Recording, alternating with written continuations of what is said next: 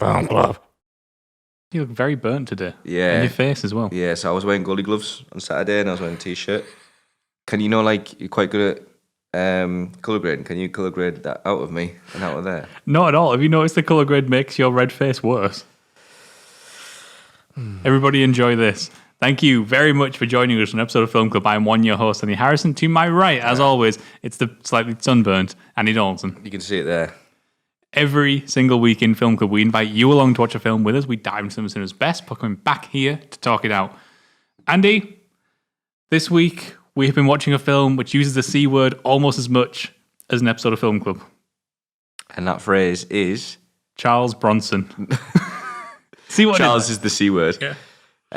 Go on, what's I Bronson want to about? hear you say. I want to hear your impression of it. I'm not saying it. Oh man, right. I think right now I have a clean record of Film Club never using the C word. Yes, you do. No, I've used the F word. Oh, the F word, plenty. I've probably used everything. I'd say fuck plenty, but not. I really hope my grandma never watches these videos. I show them every week. So Bronson, which is what I've been watching. Bronson is about the bloke Charles Bronson. It's portrayed by Tom Hardy, and it's like a semi-biography on his life because parts is a bit what the directors put in there, and parts is actually based off Charles Bronson's life. From the start when he grew up, his the lead to his like violent life, why he chose that path, just because he did. His first incarceration in prison and what it led to, and I think the first one was when he went to the mental hospital. It is, isn't it? He eventually ended up leaving. I went to normal life, trying out as a kind of a bare-fist, bare-knuckle boxer fighter, and then eventually he robbed some place, went back to prison, and he's been deemed as the most violent prisoner in the UK, whether or not that's self-titled. And yeah, it really goes on about his life and his majority of his life in prison. And interestingly, I was just mentioning you before, he's not actually just Charles. It's called Charles Bronson, right? But that's his name that he gave himself. He's actually called. He was Michael Peterson. Sorry, is that what he was christened as? Yeah. So Charles Bronson's name he gave himself, the stage name for when he was fighting stuff. I think he used to call himself Charles someone else before. Right. And now he's called Charles Salvador because he does. It's the end of this film. You see him doing loads of painting and stuff, and that is actually the launch of like the real Charles Bronson, Charles Salvador. He's getting quite on a bit, like he's getting on, and he does a lot of artist work and stuff, and he's trying to like lose that image he had before. So whether or not he's reformed, we don't know. But the fact of the matter is, he's called Charles Salvador, in homage to his favorite artist, Salvador Dali. I wonder if he made that change before or after this film came out. Then. No, it was well after. Was it well after? Yeah, he loved. So some of the stuff I'm going to talk to you about today.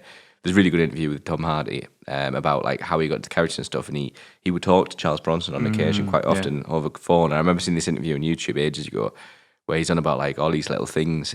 Interestingly, something I found out today was that Charles Bronson, really going to call him Bronson for the sake of this film club, Charles Bronson loved the amount of dedication and effort that Tom Hardy put into his performance that he actually shaved his mustache. I read this. Yeah, to use as to get to use it as a prop. Whether That's or not like, they used it. What? I know. Whether or not they used it, I don't know. That's so weird. I know. It's fucking class. So we decided to do Bronson because last week we did The Drop. So if you haven't seen last week's episode of Film Club, go and have a look. It's a really good film, really great Tom Hardy performance as well. Yes. But when we watched this, every time I think about this film, I forget that this is directed by Nicolas Refn. Which is a great pronunciation. Which, like every time I look at it, and obviously watching the film, it's kind of obvious. Yeah. But every time I forget it's him. So like, I the director, if you don't know, is the director who drives my favourite film. But I was saying, when I first watched this, I was in second year uni, and I used to enter the corridor, but I always used to walk past my mate Gav's apartment. You remember that apartment, don't you? Yeah. He was there many times. We slept in the same single bed together. It was a 3/4. It was beautiful. I remember going across and hearing this phrase, which I tried to get you to do earlier, which is "you fucking cunt." Which is the... I was going to ask you this earlier. Is that the same voice you use for what's his name in Bruges? Probably. You call my cunt kids cunts like this. It's a great line. Just a shout to In Bruges, that scene. If you haven't seen Bruges, please go and watch In Bruges. You fucking retract thy statement. No, what was I saying? So Gavin, I heard that. I was like, oh, mate, what are you watching? He was like, Bronson. So I sat down and watched the rest of the film with him. It must have only been to the start because I remember seeing the whole film. I remember seeing it and I was like, this is great. What a great film. Like, I really like everything about it. At the time, I wasn't fully into film as I am now, so I didn't know what I liked about it. Yeah. You know, like now we actually analyse what it is, what areas. And then I've seen it since once or twice, and I was like, you know, great film. Going back today, it is directed by Nicolas Winding Refn. Yep, well done. Fuck me, that God. So yeah, it's directed by him, and I was like, holy shit, I'm in for an experience. My God, I can't believe how I never put the two and two. Probably because it's been so long since I last saw Bronson. Like the visuals, you know, cinematography, the use of music, and just the general style of the film, especially that huge nod to 80s kind of like stuff. Fucking awesome. So yeah, I mean, if you want to dive straight into his style, because the thing that screams like Nicolas Winding Refn to me is the music. Oh my God! Like, how did I not like? I know that's what I thought. How I did don't I know not why I recognize slip music? on this all the time. So good, so good. So I actually got an article here. I was reading it today at work. Whoops. And essentially, it's IndieWire. I'll put the link. We did it before when I was referencing an article for another film. I can't remember. And we'll put the link in the description. So just check it out because it is really worth checking out. And it's titled Nicolas Winding Refn says Jason Statham and Guy Pearce turned down Bronson, talks influence of Stanley Kubrick and more. And essentially, his article goes more into that. What it was is because I was watching it, I was thinking the soundtrack's fantastic. Has it been like, have people made comments about like this, that, and the other? Because it's so diverse. There's so many, it's like huge amounts of classical that are like really well used, whether it's dramatic effect, where it's like humor and stuff like that, whether it's all these other elements. Dramatic effect and stuff. Well, I said that. Or you have like the 80s stuff, like all these. A great example is one of my favorite scenes of the film. Is where he's in the what do you call them? The mental institute. He calls it the fun house or something. The asylum? No, he gets sent to asylum. He calls at it one point. the F something. I can't remember. But there's that scene anyway where it's got the music on, and you see that guy go like this, and he walks. He's drugged up, and he's walking across. You've got the music kicking out like this proper 80s soundtrack, and he's just. That's just for a film, a biopic on the most violent UK criminal, where it's about prison. You would not expect that scene in there. Do you know what I mean? Yeah. So they use the soundtrack anyway. So I was thinking that must be like people must be talking about how good this is, how good this soundtrack is. I couldn't find anything. I could only even like people going to soundtracks. Couldn't find anything until I found this article. It was like 3 pages through the Google Next. Anyway, and he goes on about like, and I learned an awful lot more about this film. Yeah. So.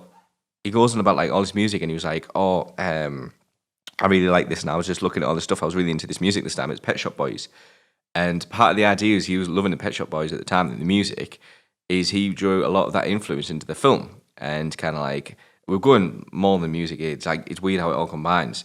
So the Pet Shop Boys, I've never really like. I probably heard a couple of songs like if they came on, I was like, I recognise that, but I've never really gone to listen to music.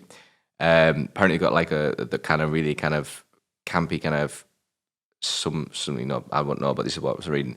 Like kind of homoerotic kind of stuff, or like homosexual kind of stuff about it. Not that they are or aren't. It's just more like gender neutral, which they're supposed to be down. But the point is, there's an awful lot of that in the film.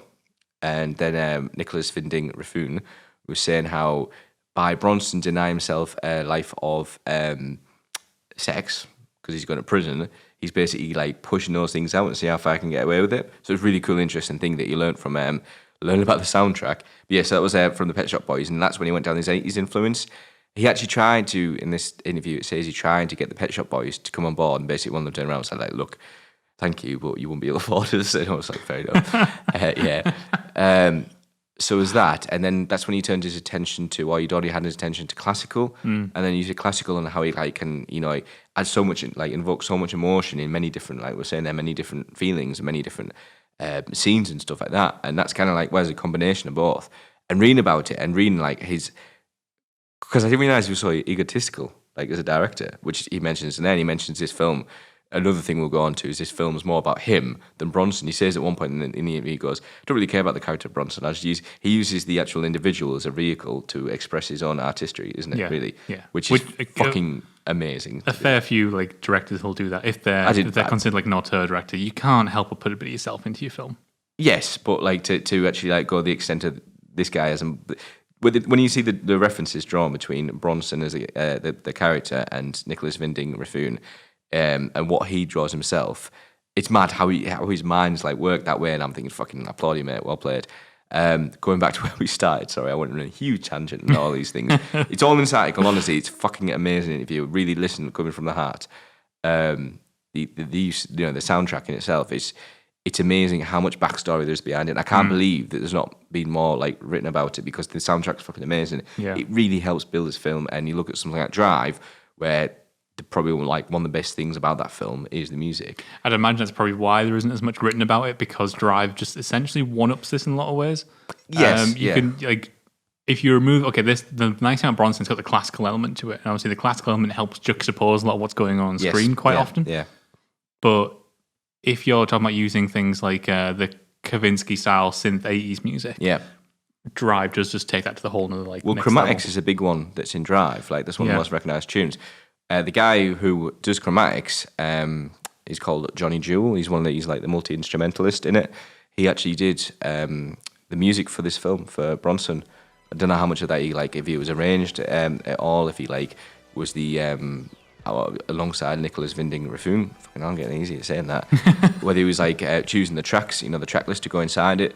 But yeah, apparently it's credited here as Johnny Jewel was helping out an awful lot. So there's that tie between them both. So I wonder if he wrote the track that pops up 3 times, one that it's one that comes up at the end as well. I think that must be the case. Yeah, I actually need to have a listen to it. I haven't had the time to actually listen to the. And then one final thing about the Nicolas Winding Refn's nailing of his style and pushing it into very much being his film, like a film he's making for himself.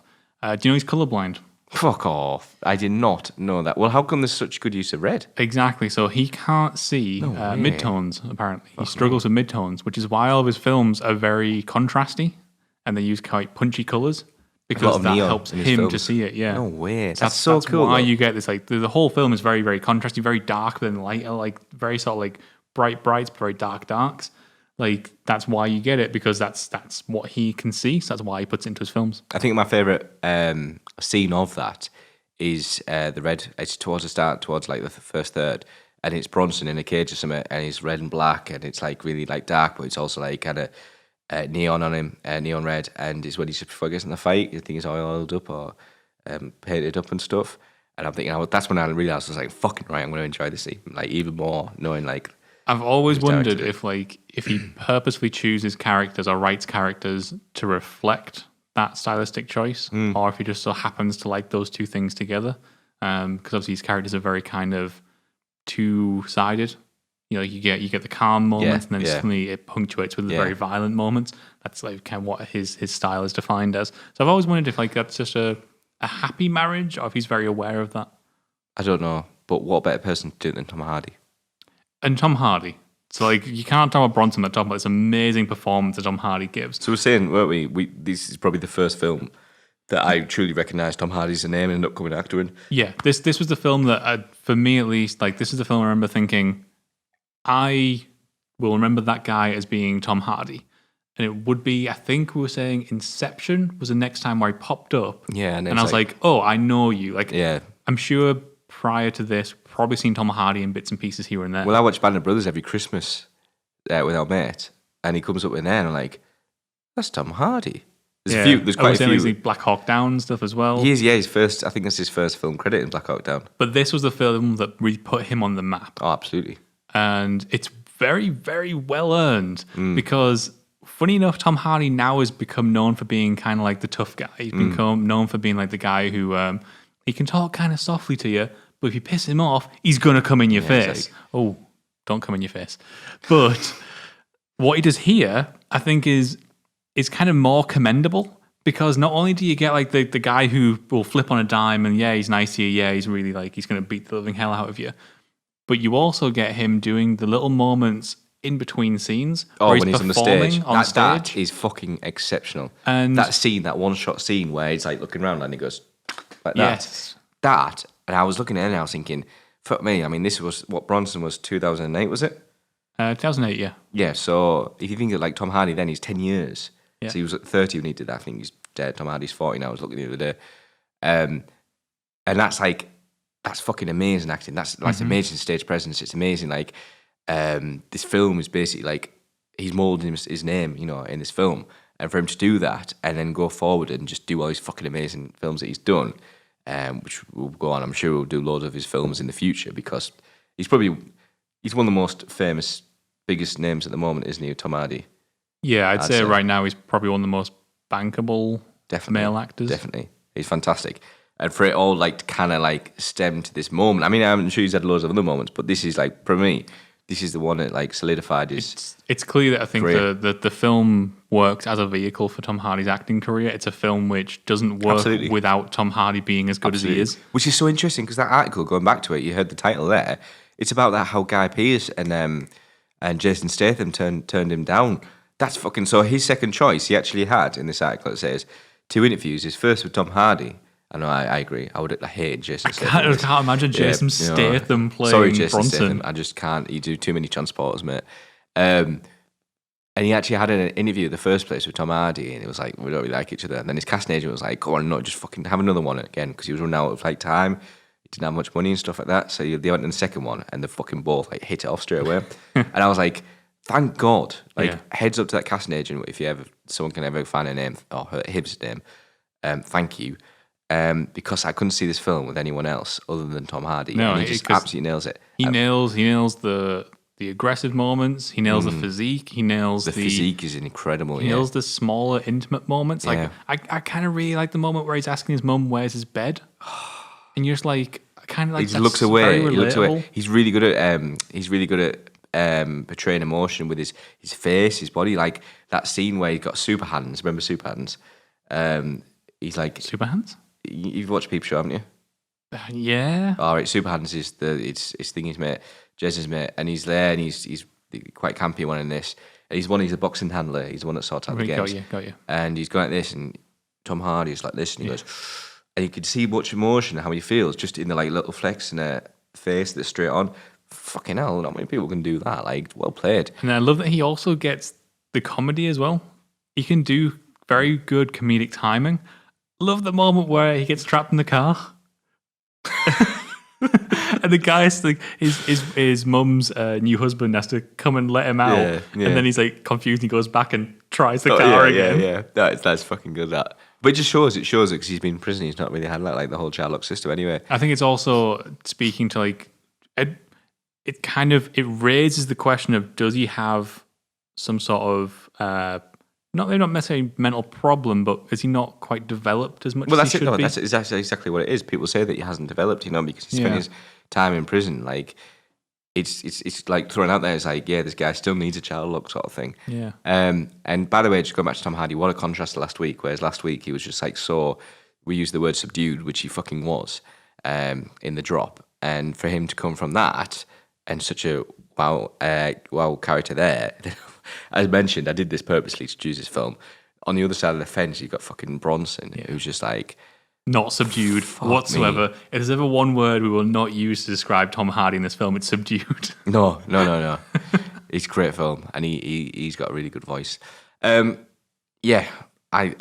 buzzing we watch this again. It's a stunning film. I love the structure of it. I love the fact they use the performances in the theatre to give you like a visual framing of standard voiceover narration, and then they do some really creative stuff with like using animation at certain points. Oh yeah, the animation towards the end was photographs class. At certain points, and it's a film which oozes creativity. Yeah, and he used the old footage, didn't he? Because when he was saying that second mental institution, it's him on the roof and caused all that damage, and I think that's actual footage of the original Bronson. Is it?